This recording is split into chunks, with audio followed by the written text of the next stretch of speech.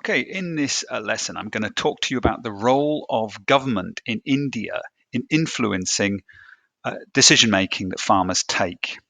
We're going to look at a range of descriptive statements about what the government is doing, and then we're going to examine how that impacts on farmers. So that will be the second part of the task where you have to explain the impact.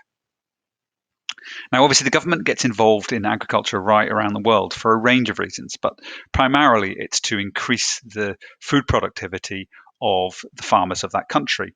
And that enables the country to have food security. And food security means that a country isn't reliant on other countries for its food, it can grow enough food. So that's why governments generally are involved in farming. They have also increasingly become involved in farming to allow farmers to become more green and sustainable, to reduce some of the environmental problems that are associated with farming. So, for example, getting farmers to set aside land for a while to allow the soil to recover, which stops soil erosion. That would be one impact, to encourage farmers to maybe grow crops or other plants on their land that might reduce issues to do with climate change. That would be another reason for government to get involved. So increasingly around the world, including India, we're seeing government involvement, and it's having an influence. So let's have a look at some specific examples going on in India.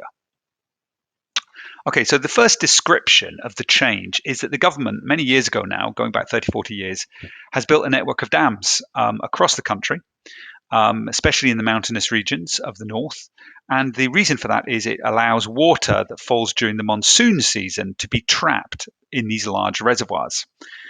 And what that means is that during the dry season, which lasts sort of 7, 8 months in India, there is a steady supply of water for the nation's farmers. So farmers can continue to grow crops all year round. So what is the impact of that? So let's explain the impact. Well, that allows food security of India. It guarantees that food can be produced for this very large country all year round. It also guarantees that farmers will not be negatively affected by a long dry period, and can rely on water coming from other areas of the country through irrigation channels, which means that they're not going to go hungry and their families won't be impacted by a dry period. So that's the impact of that particular measure. Let's look at a second change. So the government is now offering money to poor farmers in rural areas in order to allow them to buy basic machines. These might be loans that need to be repaid, or they might be subsidizing companies that then can sell the farm machinery at a cheaper price, ensuring that farmers can afford to buy them. We have to remember most of these farmers in India are very, very poor.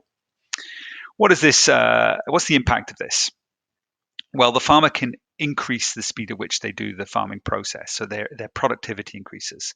That allows them, first of all, potentially to grow more crops and have a bigger yield, which increases their profit. And that increased profit means they're wealthier. It also, because the farming process becomes quicker, they don't need as many children, because they've now got machines doing that process. So that reduces fertility rates and starts to bring population in better control. And thirdly, because they're now using machine that's speeding up the farming process, they've got more time in their life to do other things with their life, so they can enjoy other aspects of their life, and they're not just farming every single day, 7 days a week.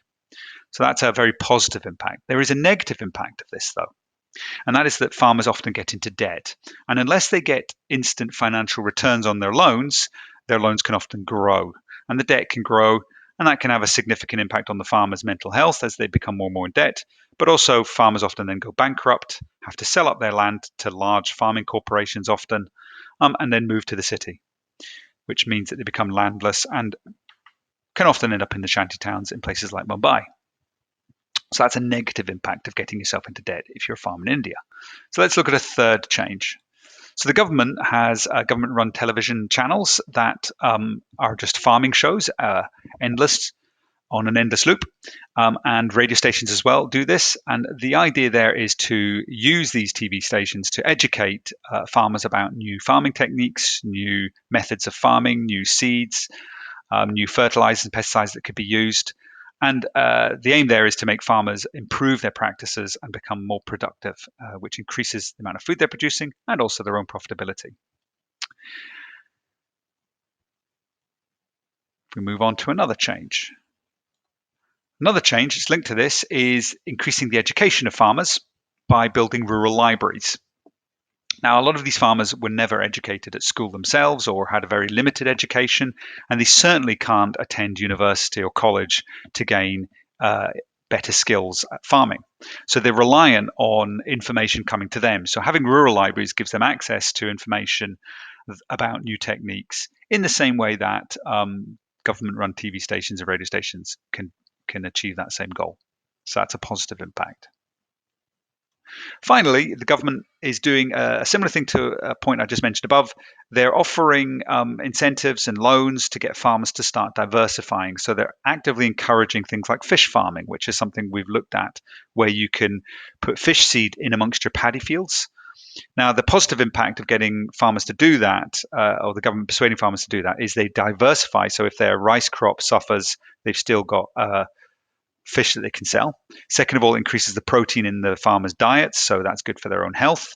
And third of all, it helps reduce malaria because the fish will feed on the mosquito larvae that are bred in the paddy fields. So there's lots of positive impacts on that. But of course, the negative impact is increased debt if the farmer has borrowed money to do this. Okay, so I've explored 5 different changes that the government is supporting through a range of schemes. And what you need to do is describe each of those changes as well as explain the impact of those changes.